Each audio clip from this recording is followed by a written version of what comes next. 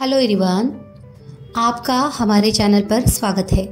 चतुरी चमार उत्तर प्रदेश की लोक कथा। किसी गांव में एक चमार रहता था।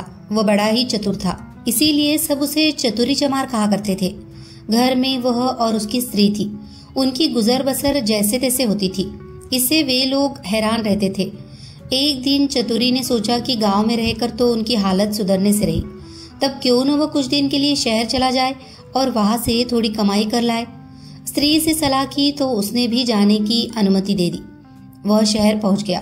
मेहनती तो वह था ही, सूझबूझ भी उसमें खूब थी। कुछ ही दिनों में उसने 100 रुपए कमा लिए। इसके बाद वह गांव को रवाना हो गया। रास्ते में घना जंगल पड़ता था। जंगल में डाकू रहते थे। चतुरी ने मन ही मन कहा कि वह रुपए ले जाएगा तो डाकू छीन लेंगे। उसने उपाय खोजा। एक घोड़ी खरीदी और कुछ रुपए उसकी पूंछ में बांध कर चल दिया। देखते देखते डाकुओं ने उसे घेरा। बोले, बड़ी कमाई करके लाया है चतुरिया, ला निकाल रुपए। चतुरी ने कहा, रुपए मेरे पास कहाँ है? जो थे उससे ये घोड़ी खरीद लाया हूँ। इस घोड़ी की बड़ी करामात है, मुझे ये रोज 50 रुपए देती है। इतना कहकर उसने मारा पूंछ में डंडा कि खन खन करके 50 रुपए निकल पड़े। डाकुओं का सरदार बोला, सुन भाई, ये घोड़ी तुमने कितने में खरीदी है? चतुरी ने कहा, क्यों, उससे तुम्हें क्या? वो बोला, हमें रुपए नहीं चाहिए, ये घोड़ी दे दो। नहीं, चतुरी ने गंभीरता से कहा, मैं ऐसा नहीं कर सकता, मेरी रोजी की आमदनी बंद हो जाएगी। सरदार बोला, ये ले, घोड़ी के लिए 100 रुपए। चतुरी ने और आग्रह करना ठीक नहीं समझा। रुपए लेकर घोड़ी उन्हें दे दी और गांव की ओर चल पड़ा। घर आकर सारा किस्सा अपनी स्त्री को सुना दिया। उसने कहा, हो न हो 2-4 दिन में डाकू यहाँ आए बिना नहीं रहेंगे, हमें तैयार रहना चाहिए। अगले दिन वह खरगोश के 2-1 से बच्चे लाया। एक उसने स्त्री को दिया। बोला, मैं रात को बाहर की कोठरी में बैठ जाया करूंगा। जैसे ही डाकू आए, इस खरगोश के बच्चे को ये कहकर छोड़ देना कि जा चतुरी को बुला ला, आगे मैं संभाल लूंगा। डाकुओं का सरदार घोड़ी को लेकर अपने घर गया और रात को आंगन में खड़ा करके पूंछ में डंडा मारा और बोला, ला रुपए। रुपए कहाँ से आते? उसने कस कस कर कई डंडे पहले तो पूंछ में मारे, फिर कमर में। घोड़ी ने लीद कर दी, पर रुपए नहीं दिए। सरदार समझ गया कि चतुरी ने बदमाशी की है, पर उसने अपने साथियों से कुछ भी नहीं कहा। घोड़ी दूसरे के आ गई, तीसरे के आ गई। उसकी खूब मरम्मत हुई, पर रुपए बेचारी कहाँ से देती? चतुरी ने उन्हें मूर्ख बना दिया, लेकिन इस बात को अपने साथी से कहे तो कैसे? उसकी हंसाई जो होगी। आखिर 5वें डाकू के यहाँ जाकर घोड़ी ने दम तोड़ दिया। तब भेद खुला। फिर सारे डाकू मिलकर एक रात को चतुरी के घर पहुंच गए। दरवाजा खटखटाया। चतुरी की घरवाली ने खोल दिया। सरदार ने पूछा, कहाँ है चतुरी का बच्चा? स्त्री बोली, वो खेत पर गए हैं। आप लोग बैठे, मैं अभी बुला देती हूँ। इतना कहकर उसने खरगोश के बच्चे को हाथ में लेकर दरवाजे के बाहर छोड़ दिया और बोली, जा रे, चतुरी को फौरन बुला ला। क्षण भर बाद ही डाकुओं ने देखा कि चतुरी खरगोश के बच्चे को हाथ में लिए चला आ रहा है। आते ही बोला, आप लोगों ने मुझे बुलाया है? इसके पहुंचते ही मैं चला आया। वाह रे खरगोश। डाकू गुस्से में भर कर आए थे, पर खरगोश को देखते ही उनका गुस्सा काफुर हो गया। सरदार ने अचरज में भर कर पूछा, ये तुम्हारे पास पहुंचा कैसे? चतुरी बोला, यही तो इसकी तारीफ है, मैं 7वें आसमान पर हूँ तो वहां से भी बुला ला सकता है।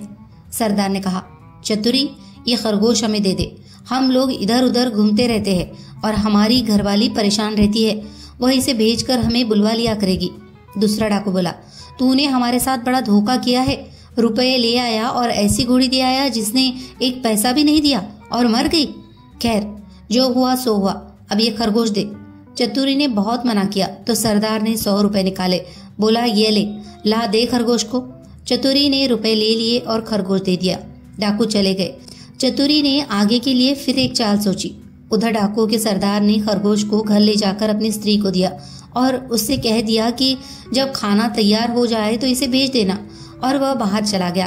दोस्तों के बीच बैठा रहा। राह देखते देखते आधी रात हो गई, पर खरगोश नहीं आया। तो वह झल्ला कर घर पहुंचा और स्त्री पर उबल पड़ा। स्त्री ने कहा, तुम नाहक नाराज होते हो, मैंने तो घंटों पहले खरगोश को भेज दिया था। सरदार समझ गया कि यह चतुरी की शैतानी है। वे लोग तीसरे दिन रात को फिर चतुरी के घर पहुंचे। उन्हें देखते ही चतुरी ने अपनी स्त्री से कहा, इनके रुपए लाकर दे दे। स्त्री बोली, मैं नहीं देती। नहीं देती?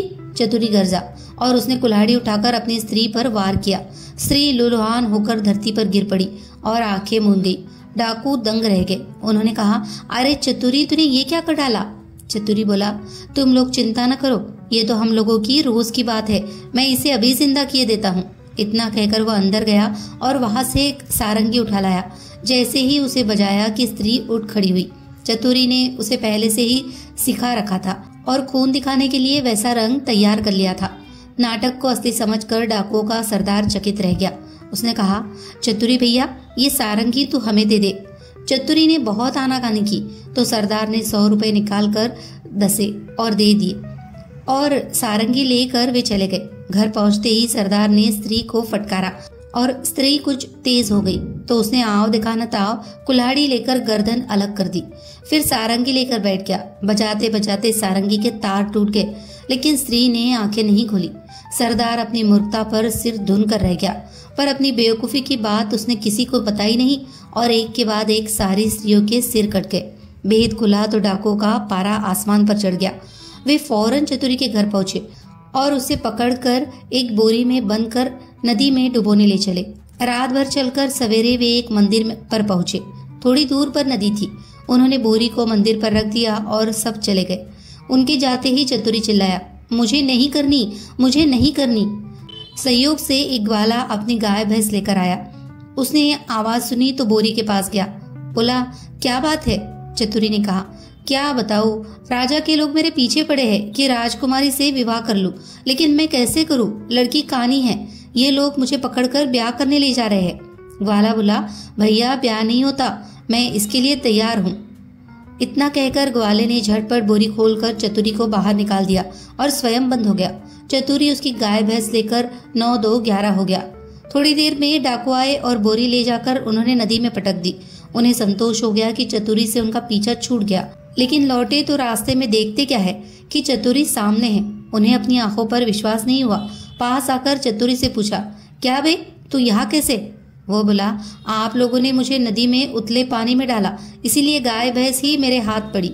अगर गहरे पानी में डाला होता तो हीरे जवाहरात मिलते। हीरे जवाहरात का नाम सुनकर सरदार के मुंह में पानी भराया। बोला, भैया चतुरी, तू हमें ले चल और हीरे जवाहरात दिलवा दे। चतुरी तो ये चाहता ही था। वह उन्हें लेकर नदी पर गया।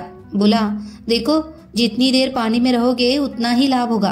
तुम सब एक एक भारी पत्थर गले में बांध लो, लोभी क्या नहीं कर सकता।